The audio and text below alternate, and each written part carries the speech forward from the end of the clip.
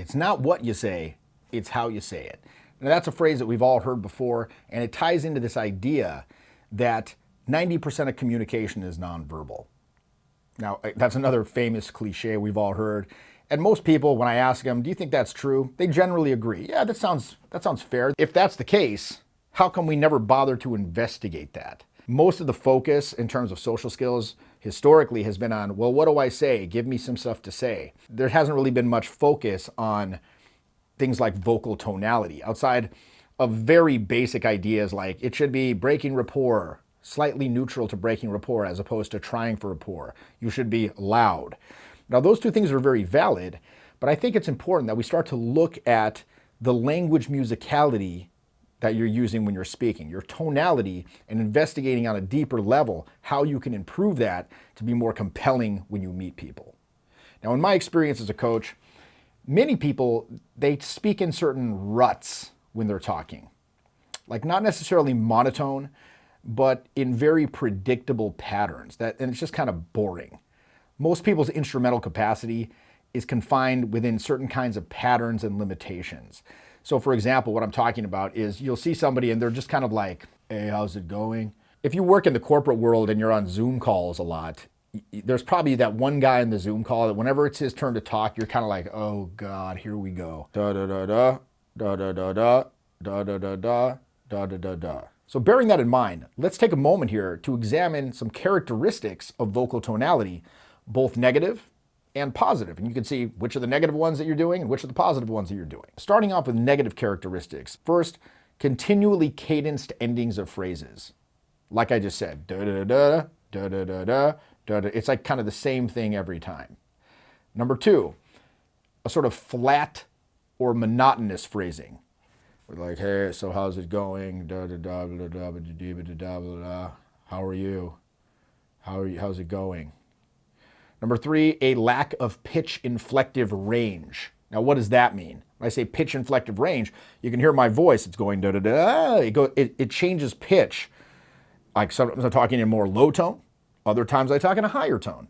And that changes dynamically as I'm speaking. And that generates a lot more interest in other people who are listening. It's just more pleasant to listen to. The next one is a sort of pinched sound.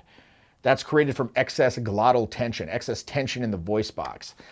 And this phenomenon, it's a result of something that I like to call justification by tension, where you want to give this impression of doing something, and so you tense up in order to express. But what this actually does is it actually stifles your expression. I go to karaoke a lot, and I have a friend of mine that used to do this.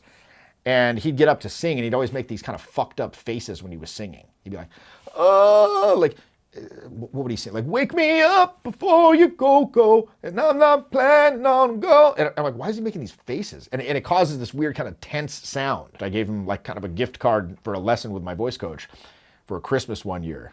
It's kind of a fucked up gift, I guess, but still, he enjoyed it.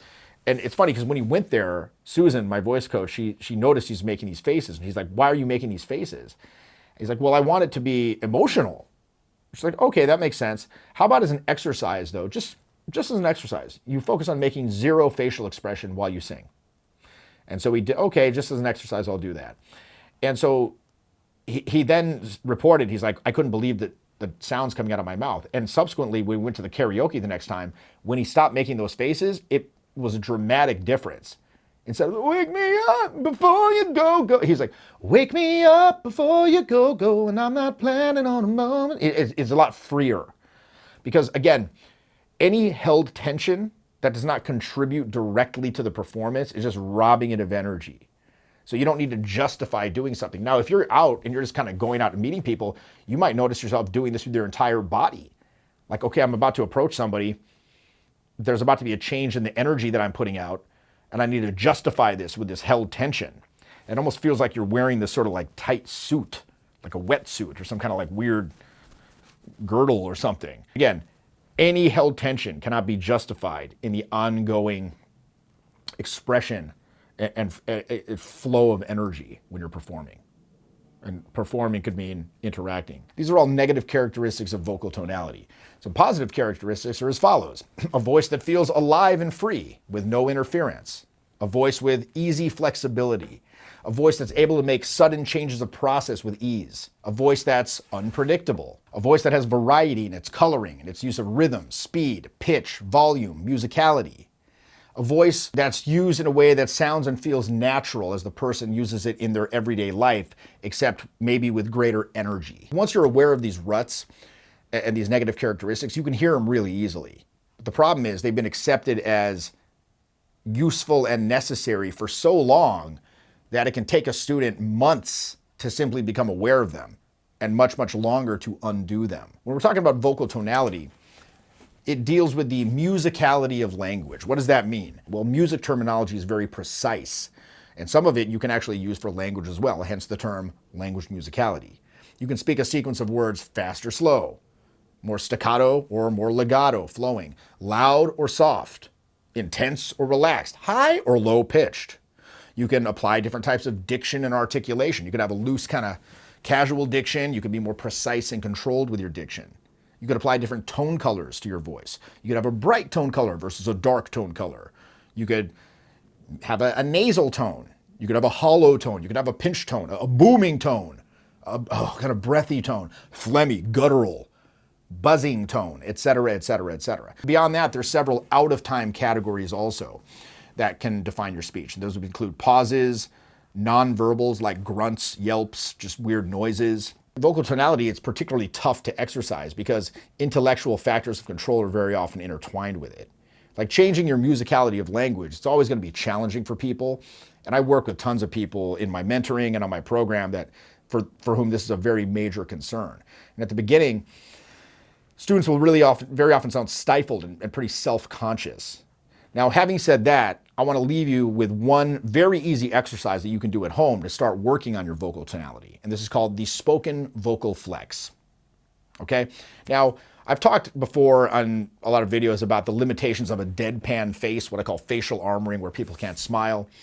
And with that, we can release that from confinement by making that deadpan, serious face at one end of a spectrum with a facial flex where you just move your face in complete freedom at another end of the spectrum, opening all choices in between. At that point, a serious face also becomes a choice at that point and gains power in the process.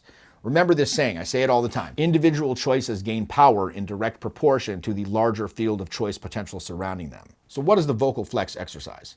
Well, with this exercise, you're going to take a short script, the Gettysburg Address, for example, and you're just going to read it out loud and speak it out loud with as great a range of musicality as possible, with no concern for the actual meaning. And the purpose of this is to develop your vocal capacity and expand the instrument. Okay? So you want to explore all the various language musicalities as freely as possible. High to low.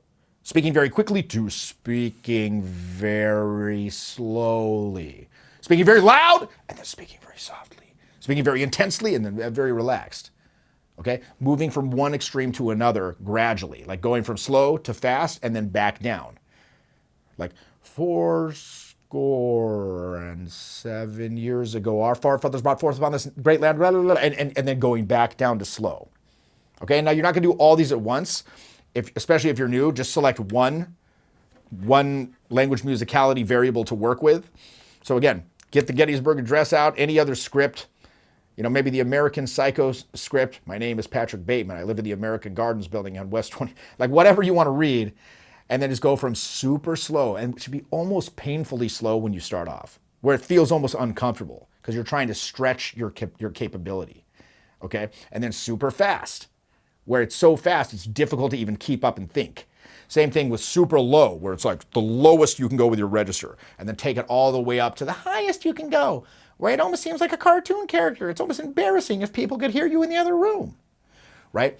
So the principle here is the same as facial flex or making, facial armoring. If your voice isn't capable of making a full range of sounds when you're exercising abstractly like this, well, it's unlikely that it's suddenly going to acquire that capacity in the much more inhibiting circumstances of actual social interaction.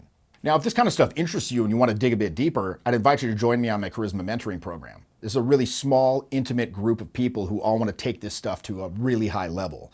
And on this program, I work with you twice a week. We figure out your strengths, we figure out your areas for improvement, and I'll show you exactly what you need to exercise and how to do it, right? I give you very practical, real strategies that allow you to enhance your expressive capabilities and ultimately help you become way more charismatic, all right? Links in the description for that program. I'd love to see you there. And this has been Jeffy, and I'll see you next time. The course has been life-changing. Life-changing is the word. I feel like communicating is the key to life, right?